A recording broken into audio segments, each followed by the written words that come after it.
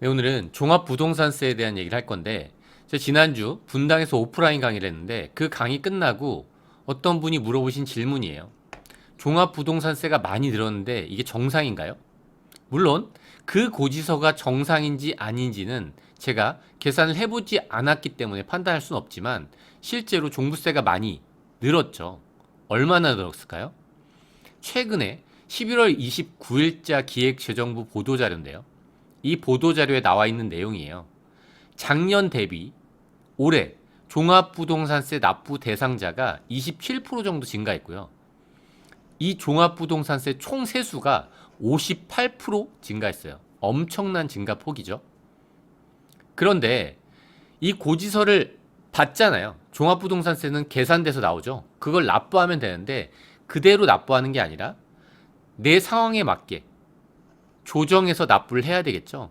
작년에도 고지금액에서 12.6% 정도가 감소했듯이 올해도 고지서는 3조 3천억을 발송했지만 실제로 최종 세액은 3조 1천억일 것 같대요.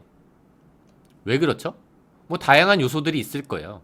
내 실제와 다르게 적용되는 뭐 사람이 하는 거다 보니까 그런 실수들도 있을 수도 있고요. 합산 배제가 또 안 됐을 수도 있어요. 뭐 그런 부분까지 내가 챙겨보면 좋겠죠.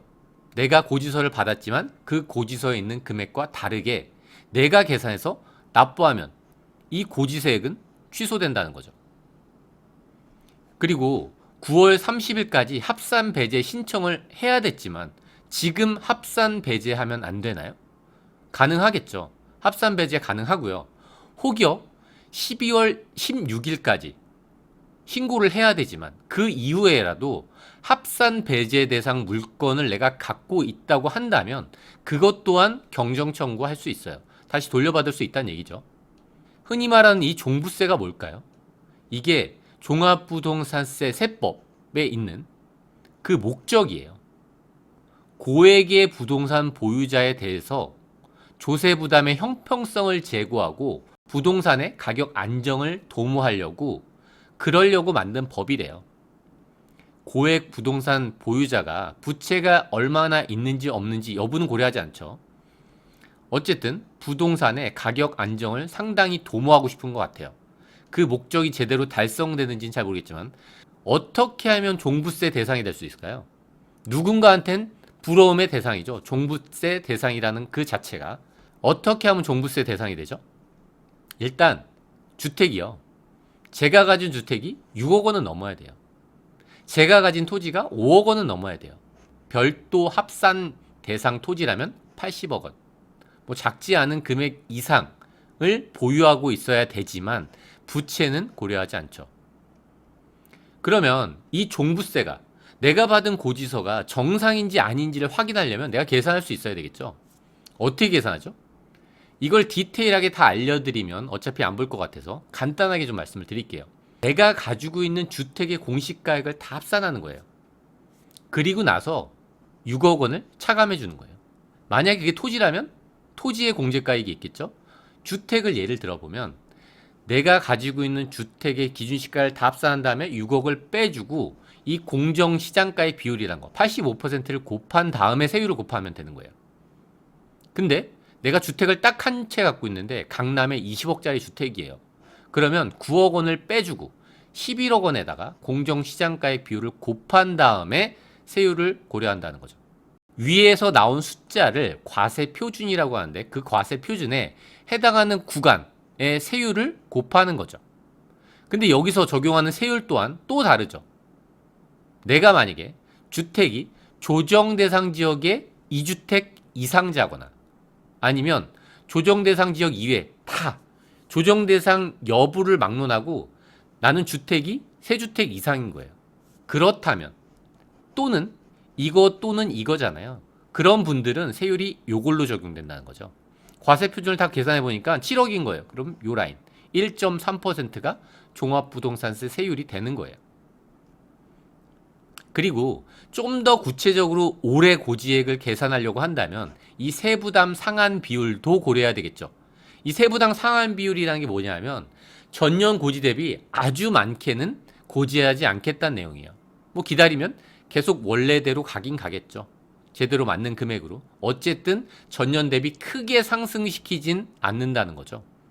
좀 사실 납득이 안 되는 규정이긴 한데 어쨌든 그렇다고 합니다. 그리고 1세대 1주택자 세액공제를 적용한다면 약간 달라질 수 있어요. 그리고 고령자의 경우는 추가적으로 세액공제가 가능하죠. 참고로 내가 이 주택에 대해서 재산세를 납부했잖아요. 그 재산세 해당액은 차감한 다음에 고지가 돼요. 이렇게 고지받은 종부세 절세할 수 있는 방법이 어떤 게 있을까요? 일단 1세대 1주택자는 연령이나 보유 기간에 따라서 세액공제가 가능하죠. 근데 투자하는 사람 입장에서는 이게 큰 내가 선택할 수 있는 변수들은 아닌 것 같아서 이런 게 있다. 알아서 고지서에 반영되겠지라고 생각하시면 될 것 같아요. 내가 종합부동산세를 줄이고 싶으면 이 종합부동산세의 규정을 정확히 알면 돼요. 종합부동산세. 내가 지금 주택이 있다고 내는 게 아니죠. 12월 달에 주택이 없었어도 종합부동산세를 내야 돼요. 왜 그렇죠? 과세 기준일. 그 기준일이 6월 1일이기 때문에 그래요. 내가 6월 1일 날 부동산을 가지고 있었냐, 안 가지고 있었냐가 종부세 과세 대상이냐, 아니냐를 나눈다는 거죠. 그렇기 때문에 내가 주택을 판다면 6월 1일 전에 팔면 종부세 대상에서 빠지겠죠. 만약에 주택을 산다면 6월 2일 날 사면 되겠죠. 그 기준일이 잔금청산일 정도로 보면 되겠죠. 그리고 아까 말씀드렸던 내용 중에 하나인데 3주택 이상이거나 조정대상 지역의 2주택자들은 다른 세율이 적용되죠. 그러면 주택을 양도하면 되겠죠. 3주택자라면 주택을 한 채 양도하면 그러면 종부세가 줄어들겠죠.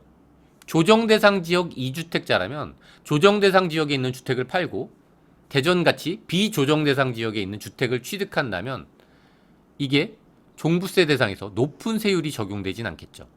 뭐 이런 방법이 있을 수 있겠죠. 그리고 이 종합부동산세는요. 개인별 과세예요. 사람별. 그리고 재산 유형별이에요. 총 가액으로 합산하는 게 아니라 어떤 재산에 얼만큼의 금액이 넘어야지 과세된다는 거죠. 이걸 활용할 수 있겠죠. 이게 인별과세라는 건 나한테만 없으면 되는 거예요. 그럼 증여할 수 있겠죠. 내 배우자한테 주택의 반을 증여할 수도 있는 거예요. 그래서 최근에 배우자 증여가 많이 있었죠. 종부세를 줄이려고. 왜 그렇죠? 내가 1세대 1주택자라고 하더라도 20억짜리 주택을 배우자한테 반을 주는 거예요. 그러면 각각 6억씩 공제받을 수 있기 때문에 종부세가 줄어들어요. 세율 적용되는 세율도 낮은 세율을 적용받을 수도 있겠죠. 근데 주택이 한 채인데 그걸 나눠 갖고 있다고 하더라도 9억씩 공제되는 건 아니에요. 각각 6억씩 공제되는 거죠. 그리고 마찬가지로 세대원이 보유하고 있더라도 6억씩 공제되는 거예요. 물론 세대원이 아니라면 다른 세대라면 적용도 달라질 수 있겠죠. 그리고 최근에 이런 질문 하신 분도 오셨었어요. 지금 1월 1일 날 공시가액이 많이 올라갈 거니까 빨리 증여해야 되는 거 아니야. 12월 31일이 되기 전에. 그렇지 않아요. 일반적으로 이 주택의 기준가격, 이 기준가격을 형성하는 그 기준일은 1월 1일 맞지만 이 가격이 공시돼야 되잖아요. 공시는 언제 되죠? 4월 말에 돼요.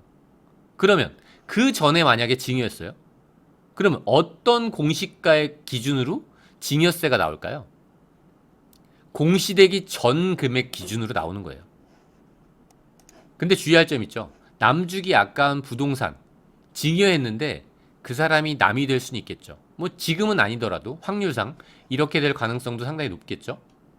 그리고 또 한 가지 방법이 임대주택을 등록하는 방법이에요. 내가 보유한 주택의 일부를 임대주택으로 등록하는 거죠. 근데 최근에는 이 종합부동산세에서 합산 배제되는 임대주택 등록이 상당히 까다로워졌죠.